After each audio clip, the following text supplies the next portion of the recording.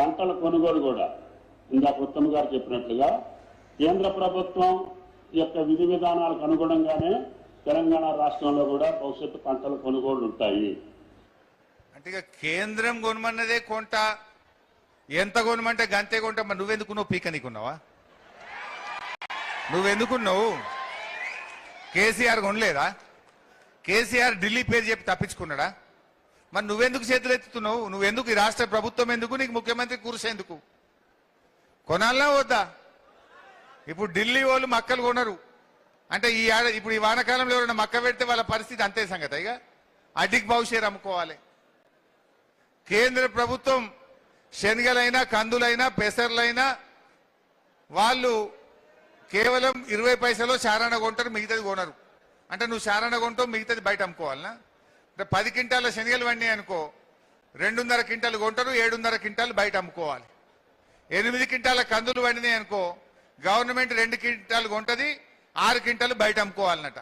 ఇది కాంగ్రెస్ వాళ్ళు రేవంత్ రెడ్డి చెప్పే కథ. ఎలక్షన్ల ముందు ఏం చెప్పారు మనకు? అన్ని పంటలు కొంటాం, ప్రతి పంటకు 500 బోనస్ ఇస్తాం. కందులకు బోనస్, శనగలకు బోనస్, మక్కలకు బోనస్, వడ్లకు బోనస్ అన్నారు. ఇప్పుడు బోనస్ లేదు, బోగస్. బోనస్ బోగస్ అయిపోయింది. ఈ కొనుడు కూడా కొనరటిగా, కొనుడు కూడా అవుతుంది. ఢిల్లీోడు కొంటే కొన్నట్టు, లేకపోతే మేమేం కొనము చేతులు ఎత్తినట్టు. ఇగో ఇది ఈరోజు రాష్ట్రంలో ఉంది. ఏమన్నా ఒక్కటి మంచిగా అయినా అదే రైతులకు చెప్పు నాకు మీరు. మున్పటి లెక్క కరెంట్ వస్తుందా బాయికాడ? ఎన్ని గంటలు వస్తున్నది? మళ్ళా 8-10 గంటలకు వచ్చింది. ఆనాడు 15 సబ్స్టేషన్లు కట్టించిన నేను నారాయణకెళ్ళ 15 సబ్స్టేషన్లు కట్టించిన ఒక్కటే ఏడాదిలో. అద్భుతంగా కరెంట్ ఇచ్చినాం.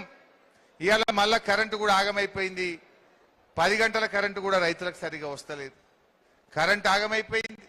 యూరియా బస్తాలు దొరకాయి, పంటలు కొనడట, రైతు బంధు ఎగబెడతాడట, రైతు బీమా బంధు పెడతాడట. ఇంకా అసలు రైతు అంటోడు ఎవడన్నా కాంగ్రెస్ ఓటేస్తారా?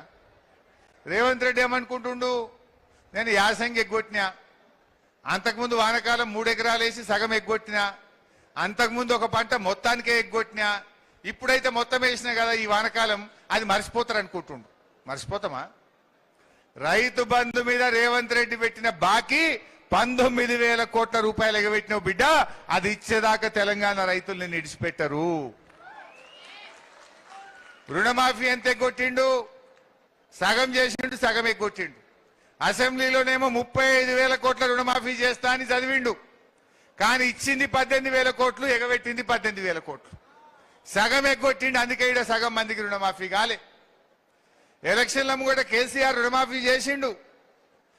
మళ్ళా ఉరుకుర్రి, మళ్ళా తెచ్చుకోర్రి, నేను మళ్ళా చేస్తా అన్నాడు.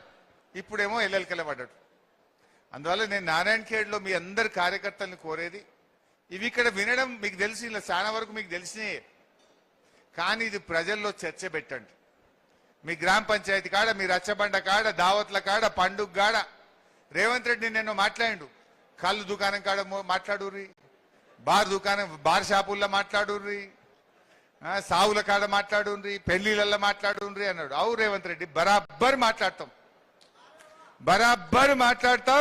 నువ్వు ఎగబెట్టిన రైతు బంధు గురించి మాట్లాడతాం, నువ్వు ఎగబెట్టిన రుణమాఫీ గురించి మాట్లాడతాం, నువ్వు ఎగబెట్టిన 4,000 పింఛన్ గురించి మాట్లాడతాం, నువ్వు ఎగబెట్టిన 2,500 మహాలక్ష్మి గురించి మాట్లాడతాం, నువ్వు ఎగబెట్టిన తులం బంగారం గురించి మాట్లాడతాం, నువ్వు బంధు పెట్టిన కేసీఆర్ కిట్ గురించి మాట్లాడతాం, విద్యార్థుల ఫీజు రియంబర్స్మెంట్ గురించి మాట్లాడతాం, గొర్రెల గురించి మాట్లాడతాం, చేపల గురించి మాట్లాడతాం, నువ్వు ఎగబెట్టిన ప్రతి పథకం గురించి కూడా నువ్వు చెప్పినట్టే మాట్లాడతాం. నిన్ను బొందబెట్టదాకా, నీ కాంగ్రెస్ పార్టీని బొందబెట్టదాకా మాట్లాడతాం.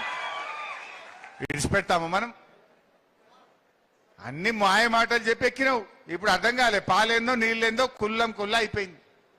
మంచిగా గట్టిగా పనిచేద్దాం, మళ్ళా పాత రోజులు తెచ్చుకుందాం. నారాయణఖేడ్లో మళ్ళీ 100 కిలోమీటర్ల వేగంతో అభివృద్ధి పరుగులు పెట్టాలంటే గులాబీ జెండా ఎగరాల్సిందే.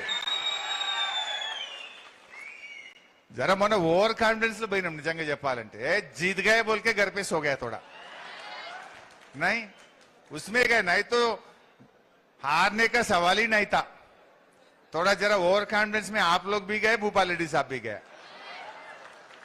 बीच में निकल गया वो लेकिन इस बार जिद से काम करेंगे, मिलके काम करेंगे, सब मिलके काम करके बीआरएस को जिता लेंगे।